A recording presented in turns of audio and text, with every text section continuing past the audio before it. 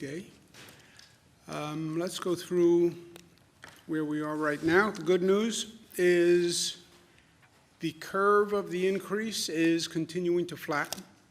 The number of hospitalizations appears to have hit an apex, and the apex appears to be a plateau, which is what many of the models predicted, that it wasn't going to be a straight up and straight down. It was going to be a straight up. You hit the top number, and then you plateau for a period of time, and that looks like what we are doing. The hospitalization rate is down, and that's important.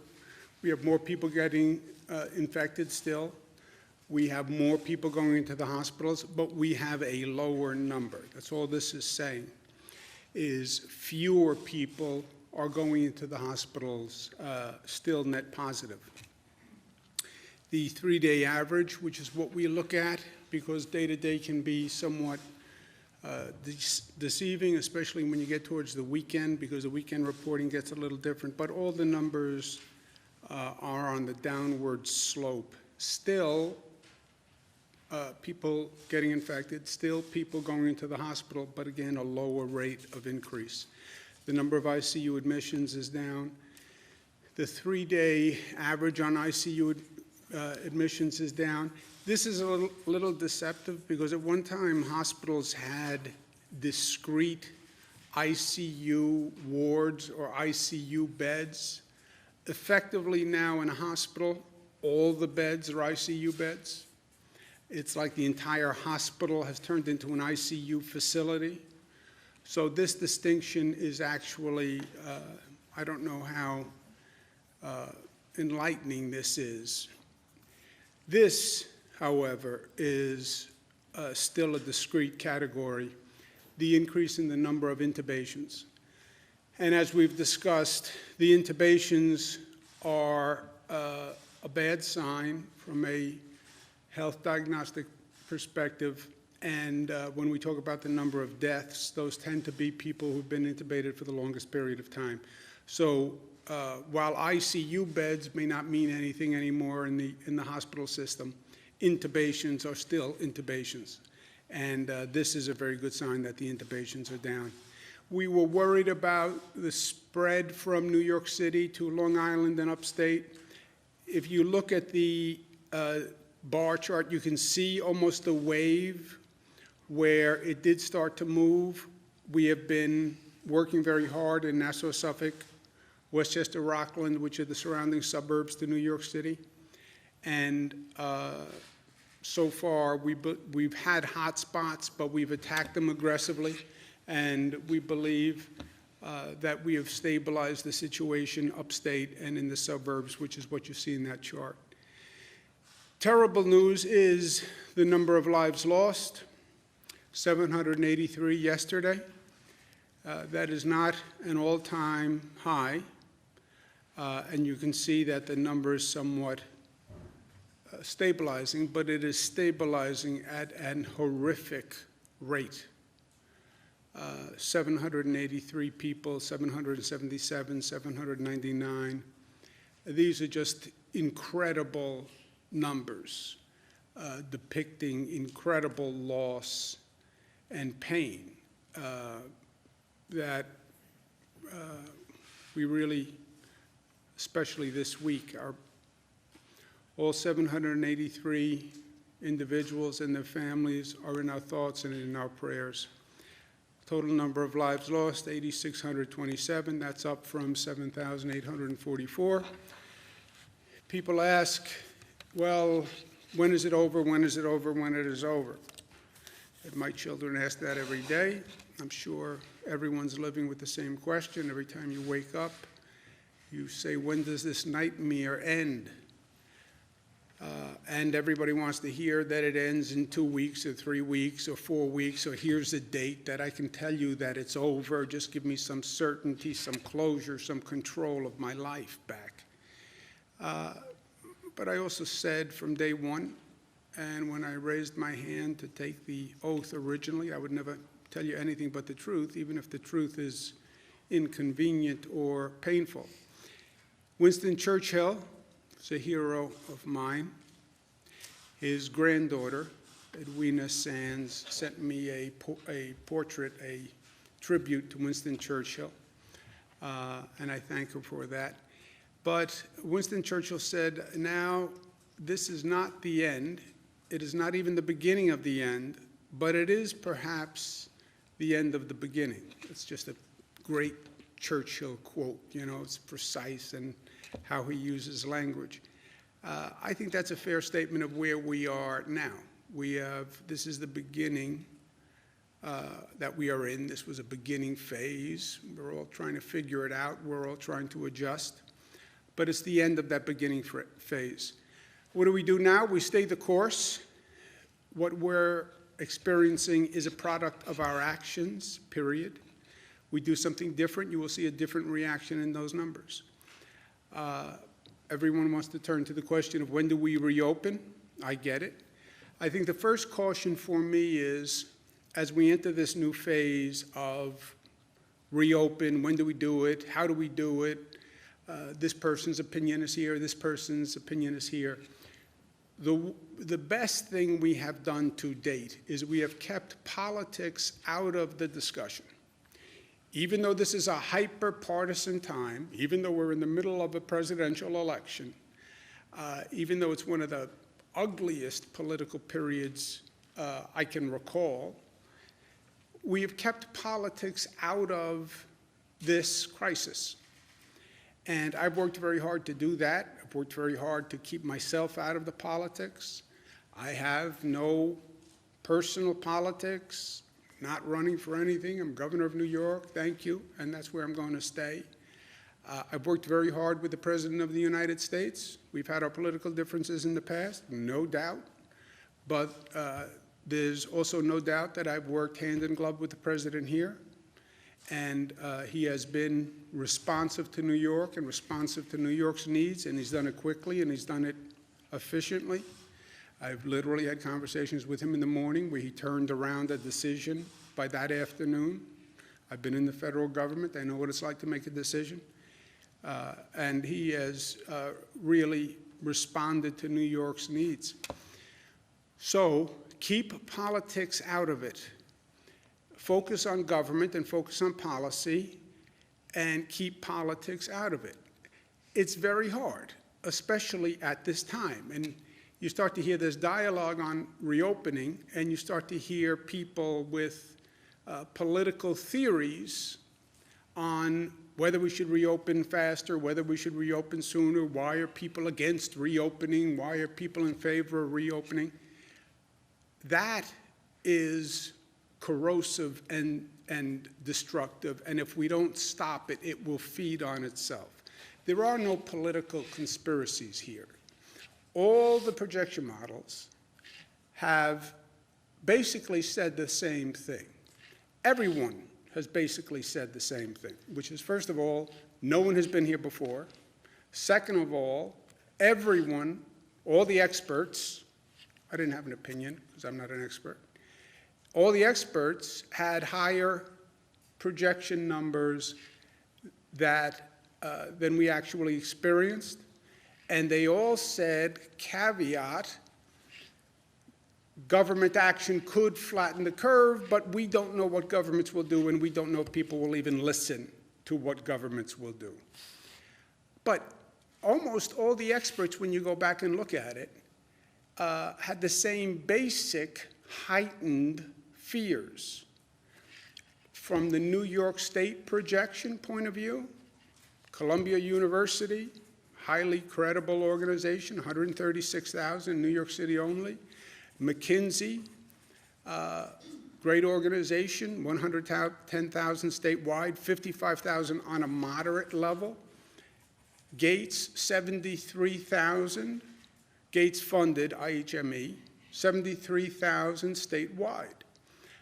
The Gates funded model, I think, is the one that the White House most relies on now, currently.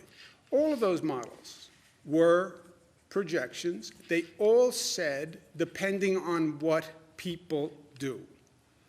Not even government, what people wind up doing.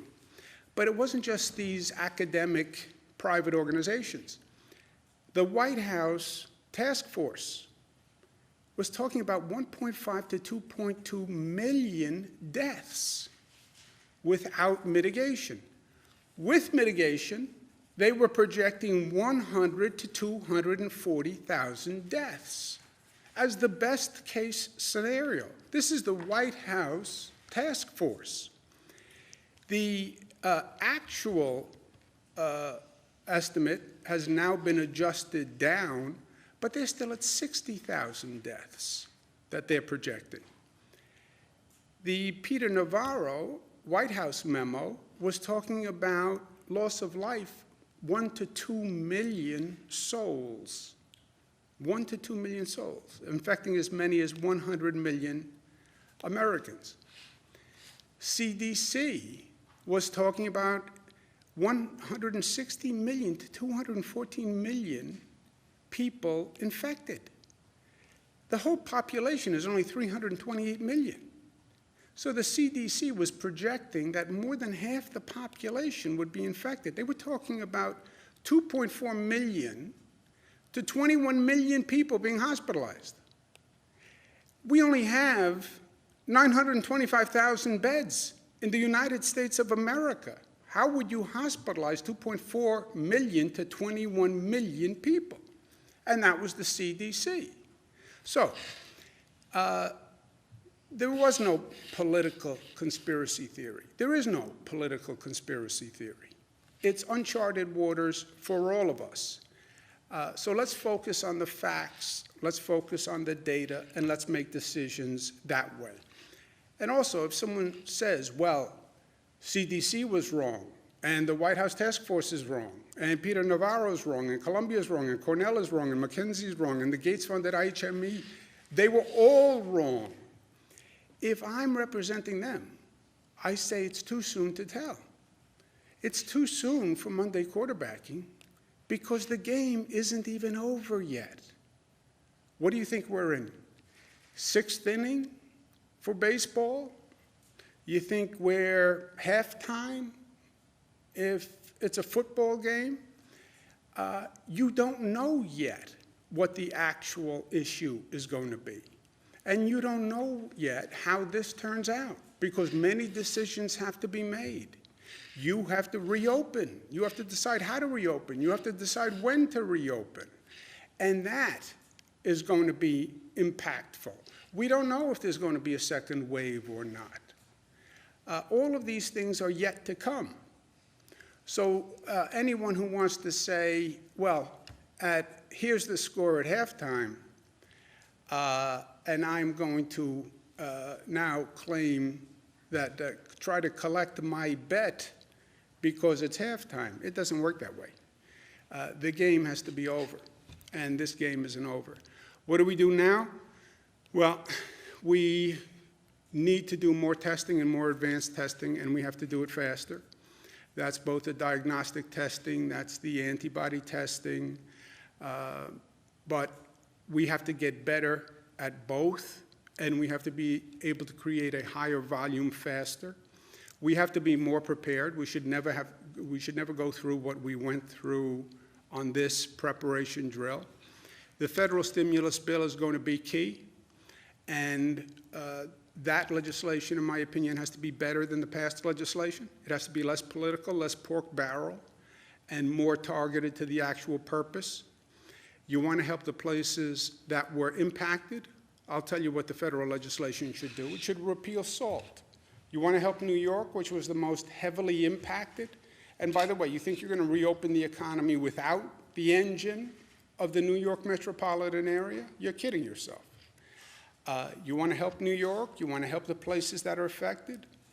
Then repeal the SALT provision, which was a gratuitous, offensive, illegal, in my opinion, action to begin with, but which literally targeted New York and some of these places, Michigan, Detroit, California. Repeal that if you really want to help places that are affected. And to my delegation, they know this issue very well, as does the California delegation, as does the Michigan delegation. That's what you can do if you actually want to stop with the politics and help people.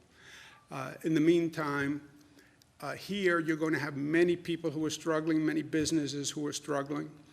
We have government programs, yeah, but trying to access a government program is like trying to break into a bank sometimes, right? It's not that easy.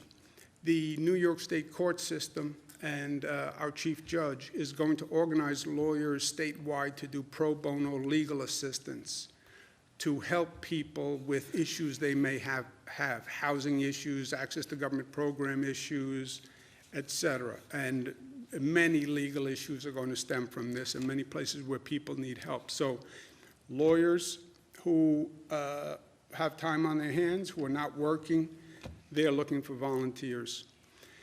And most of all, we have to think before we act. These are all big decisions. Reopening is both a public health question and an economic question, and I'm unwilling to divorce the two. There is no economic answer that does not attend to public health. In my opinion, you can't ask the people of this state or this country to choose between lives lost and dollars gained. No one is going to make that quid pro quo. I understand the need to bring back the economy as quickly as possible. I understand people need to work. I also know we need to save lives, and we have. And one cannot be at the expense of the other. As we look forward, I'm still troubled by what we just went through. If no one sounded the alarm in January and February, how do we know that it's safe to proceed now? There are stories and there is information that says some of these places that reopened too quickly are now seeing a growth in the number of cases.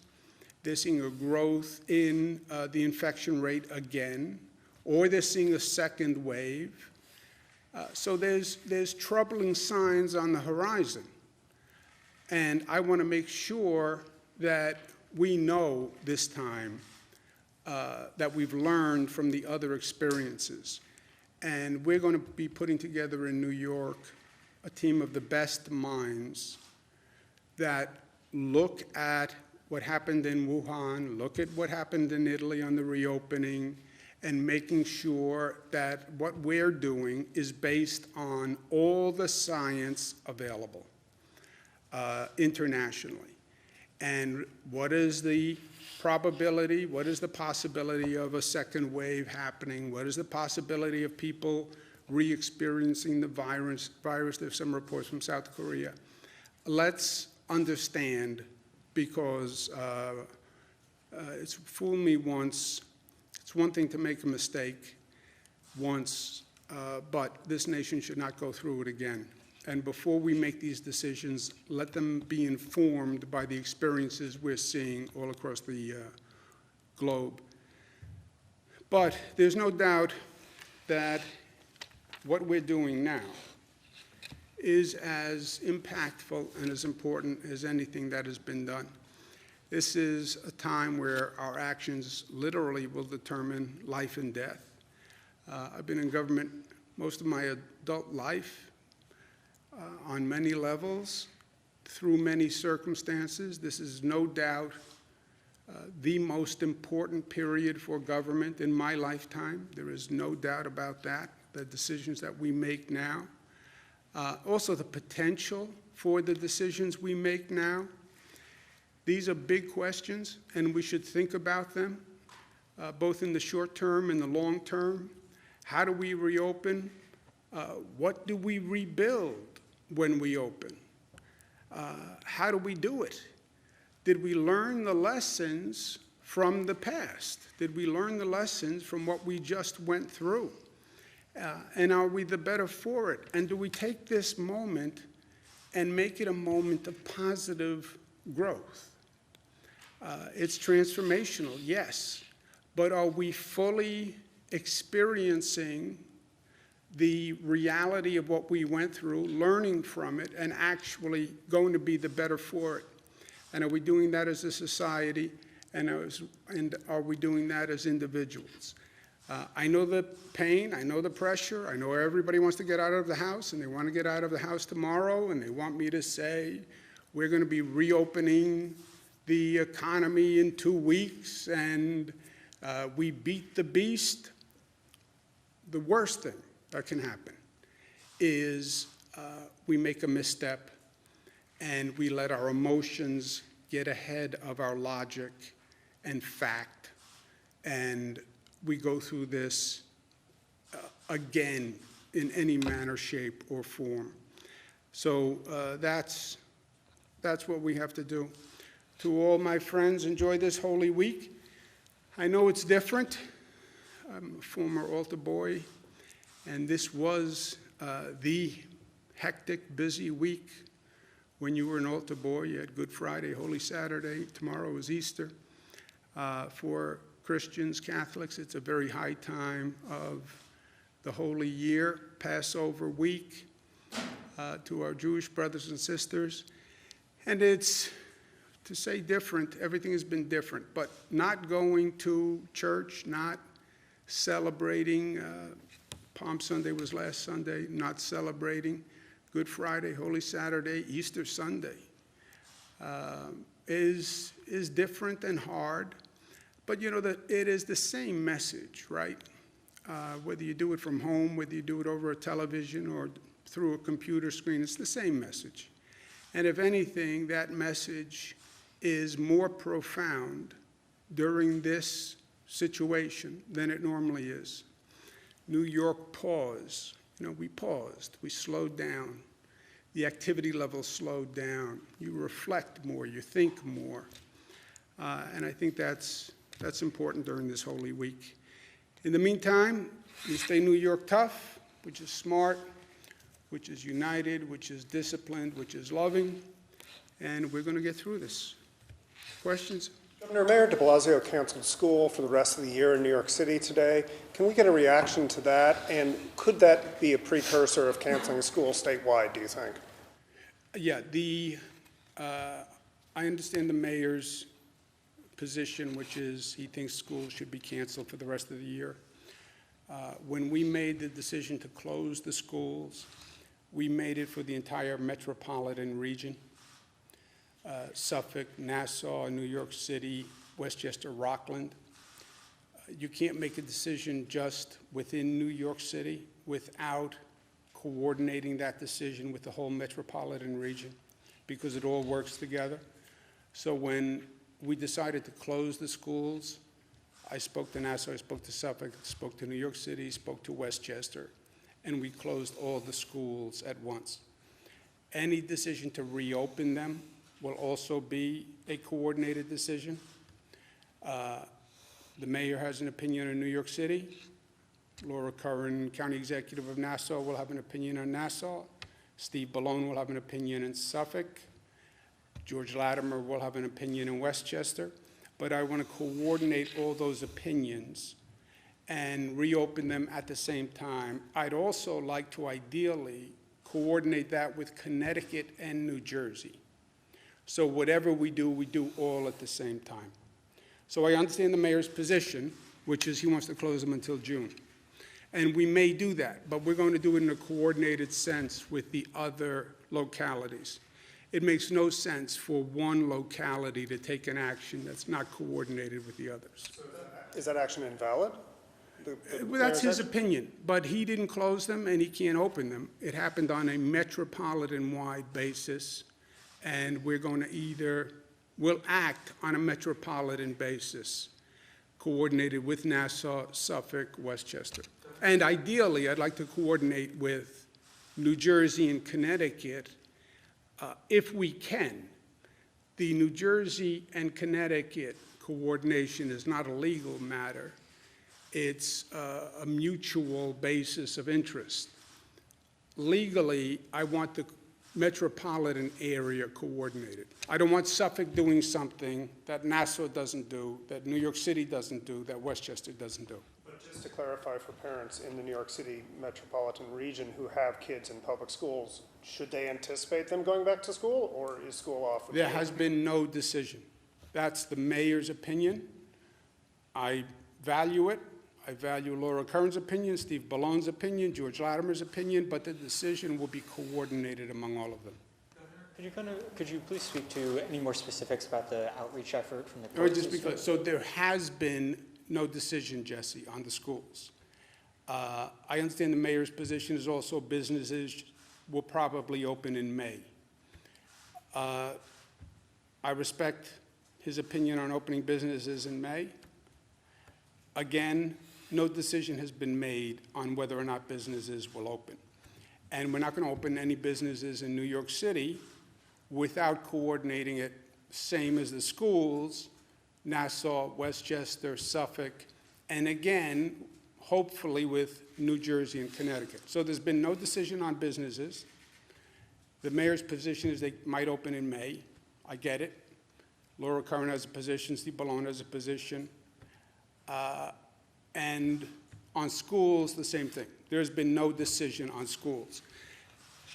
Could you please provide any more specifics on the court's outreach efforts to pro bono lawyers? You know, what services are you wanting them to connect with, and when do you think those services become on? Look, you're going to have a host of legal issues that people need help on. You're going to have housing issues. We talk about these government programs, SBA has loans available. Yeah, look at an SBA loan application and tell me how easy it is to fill out. All these federal programs that have been set up. Yeah, but you have to figure out how to access each one. By the way, just accessing like the simple programs like the SNAP food stamp program, these are, you're dealing with bureaucracies and applications.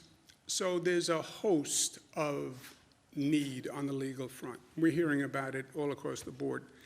The court system with Chief Judge Janet DeFiore, working with the New York State Bar Association, are just asking for volunteers, lawyers who are volunteers, to help with the myriad of issues. They'll coordinate it. They need the legal volunteers first, so they're asking for the lawyers to come forward, and then they'll put them together with the clients who come forward. Anyone have anything more on that? Mr. Robin? Governor, was the extra 600 a one-time thing for those on unemployment, and also the 200 million you had announced for low-income households and food? How is that being distributed, and what can they expect? Who wants to answer that? Rob? The 600 will continue right through the period, through the 39-month period, and then potentially after December 31st, it could be an additional 600 after that, but we're waiting for that. And the 200 million for the food and low-income households, how's that being distributed? Rob? Which 200, I'm sorry, which 200 million? 200 million that was announced yesterday and the day before for The funding, food. the SNAP funding. Oh, that's going to go through the normal process, through the normal program, through the agencies. That will all go out immediately. Is that also backed up in a similar way to the unemployment system, or is that firing on all cylinders? Separate, that's moving along. We haven't had any issues. That's moving. Dan? There was a poll a few days ago that basically said it's Fight Club for Growth, saying that Democrats want to see you replace Joe Biden on the ticket. I'm wondering your reaction and what you think of that. Would you consider doing that? Democrats would like to see me replace Joe Biden on the ticket. That is, on one hand, flattering. On the other hand, it is irrelevant. But to the extent it's flattering, I appreciate it. And look, when I talked about keep politics out of this, everyone has been, I hope it's changing, but everyone has been very suspicious of government and government officials, politicians. It's always about their politics. They're always trying to take the next step on the ladder. Be very careful about what they say because nuance. They're deceptive creatures, politicians. I never felt that. I never believed it. But now it's more important than ever before that people understand there is no politics here. Sometimes it can work, and it can work right, and sometimes at a time of crisis you actually see people who play to their strength. There is no politics here. I have no political agenda, period. I'm not running for president. I'm not running for vice president. I'm not running anywhere. I'm not going to Washington. I'm staying right here. I said to the people of this state unequivocally, when I was running for governor, I will serve as your governor. Well, they all say that, and then they do something different. Yeah, I'm not that person. I am going to do what I said I was going to do, because that's who I am. So that's what I'm going to do. Period. End of story. People seem to really like you right now in terms of handling this diplomacy. If he offered you like DHS secretary, would you turn it down? I was a cabinet secretary 20 years ago. Been that, done that, been that, there. No, thank you. I'm going to do what I said I was going to do. I don't know why it's so hard to accept from an elected official. They may actually have meant what they said and actually believe in sticking to it. No president, no vice president, no going to Washington to serve as the cabinet. I said I did it. 8 years with the Clinton administration. I loved it. It was a great experience. I was HUD secretary, Housing and Urban Development secretary, worked all across the country, worked in every state in the United States, loved the experience, but I have probably the most important job to me that I could have, and probably more important than ever before, frankly, given what we just went through. Governor, can we return to your comments about the schools and businesses in Westchester, Suffolk, Nassau counties, as well as New Jersey and Connecticut? Will that also include state businesses and schools?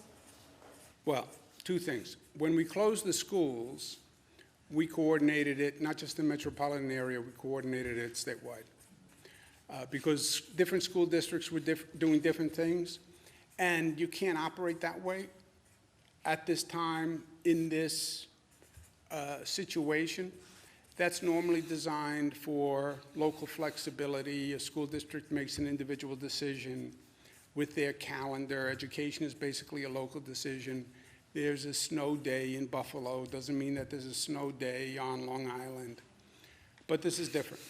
You're asking a society to stay home, well, and close my business. That triggers certain questions. And there's a direct connection between schools and business. And the application does not follow geographic jurisdictional boundaries. So you live in Westchester. How do I tell businesses to close in one area unless I address all the issues in the surrounding areas, right? And the geographic lines between Westchester and New York City don't matter, and the lines between New York State and Connecticut and New Jersey don't matter. The workforce is basically a tri-state workforce. So coordinate school and business, and coordinate geographically, and make the decision based on the facts at the time. I reject any elected official or any expert who says, I can tell you what's going to happen 4 weeks from today. I reject it. I mean, you looked at all the models. So, I mean, I accept it, I hear it, but I'm not prepared to act on it. So I talked to all the county executives. They're all elected by their constituents. They all have an opinion. Some people believe the businesses will open in May, Mayor of New York City. Some people think we should open them in 2 weeks. Some people think we should keep them closed until June. I hear it all. We'll discuss it. We'll coordinate it.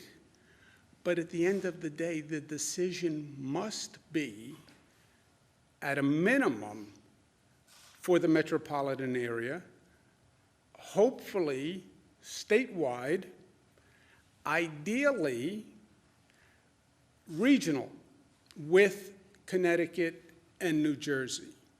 So that's That's my goal. Coordinate school and business, minimum metropolitan area, New York City suburbs, hopefully statewide, and it's a little bit of a different situation upstate than downstate, and I hope it stays that way. Ideally, I'd like to do it with Connecticut and New Jersey.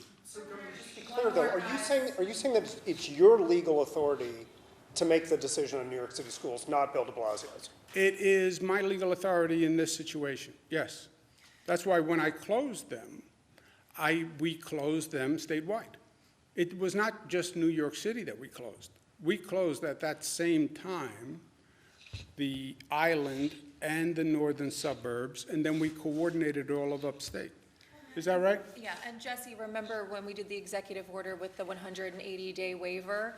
School districts need a waiver if they're going to have less than 180 days of school. And so we said that we're setting them all at the same time. Everyone's on the same schedule. New York Pause is extended through April 29th. Everyone's on the exact same schedule. And when we extend that, that's when we extend the 180-day waiver.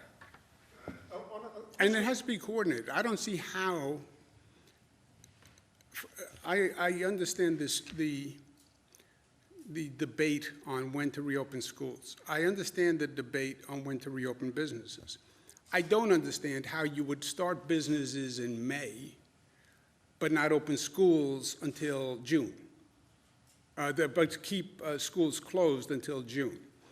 I don't get that. I think you have to coordinate the business with the schools, because schools do education. Schools also do daycare effectively for a large percentage of the New York City population. So how can you say to people, I think you're going to go back to work in May, but the schools are going to continue to be closed, so figure out what to do with your children during the day, but you're going to have to go to work in May. How do I go to work, but if my kids are home? I guess the dissonance, though, here of the mayor of New York City saying the schools are going to be closed 2 hours ago, and you saying, no, that's not the case. I think for parents that might be confusing and unsettling. Well, then we just clarified it. Can you give us some sense of when that might be resolved, like a definitive It's not answer? going to be decided in the next few days, because we don't know. I can't tell you what June is going to look like. I can't tell you what May is going to look like. So, no. But I can tell you it will be a metropolitan-wide decision. It will be coordinated with the business decision. It will be coordinated with the rest of the state. And it will ideally be coordinated with New Jersey. It will definitely be coordinated with New Jersey and Connecticut, because I'm not going to operate without coordinating with New Jersey and Connecticut. But ideally, it's uniform with New Jersey, Connecticut, because they're all connected, these things. School and business and geography are all connected. Fewer hospitalizations, new hospitalizations reported. Does that mean that we need to change the plan for these planned field hospitals at this point? There's no changing of the plan. I'm praying that we don't need a single bed in the additional overflow capacity. I hope Javits is empty. Well, it's not. There's several hundred people in Javits. But ideally, we never needed a bed in Javits. We never needed a bed on the U.S. Navy ship Comfort. We never needed an overflow bed in the field hospitals. Councilmember Mark Levine yesterday had noted that the reason that the number of new hospitalizations is so low in New York City is because they're at capacity and people are being turned away. Have you guys heard? That's not true. What is the theory, that people are going to a hospital and they're being turned away from the hospital? People that would have otherwise been hospitalized a few weeks ago. No. And Joseph, Dr. we do a daily call with the hospitals, and we get updates from them, and there's no reports of that. Governor, we spoke to his office. Our staff has been speaking to his office. We explained the way we were doing this, which is we are using all the hospital capacity in the system, so people are moving around as needed. So if they're going, we're managing that process. So if there is a problem at one facility, we move them to another hospital. So no one is getting turned away. We are monitoring this on an hour-by-hour basis, exactly how many people are in the hospital. So no one has been turned away. I think he realizes that now, and he's been thankful, and we've been talking repeatedly to his staff, him and his staff, to make sure they understand where we are in the process of moving Yeah, patients also around. defies all logic, right? The high point of hospitalizations was 2 weeks ago. That's when we had the crush on the hospitals. If you look at that hospitalization chart, it was about 2 weeks ago, but 10 days. That's when there was the crush on the hospitals. We have been down on the downslide for a while now. So the hospitals are not, we have empty beds right now in hospitals over the past couple of days. They wouldn't be turning away anyone. And that's just, it's virtually an impossibility. The state prison system is now quarantining prisoners who have, been infected with COVID-19. Can you speak to if the prison system actually has the capacity to do that, and how they might be doing that effectively or not effectively? They can quarantine within the facility. You have a prison, but then you have distinct operating wards within a prison. So they have total capacity to quote-unquote quarantine within a prison system. Update on whether or not you're, moving forward with any granting clemencies to anybody or releasing any further state Not prisoners? anything new, no. Thank you. In terms of the parolee releases? Nothing new. So it's still about 240, is that right? It was about 240. I know it was anticipated to grow to about 400, but I don't know that the numbers have reflected that shift yet. I can get you an update on that. I'm just confused, Governor, because 5 minutes from here, 4 hours ago, Albany Med nurses went on the record in a press briefing stating that they don't have the proper PPE and that they're being told to ration and wear their PPE masks up to 20 times. And they say this is contradictory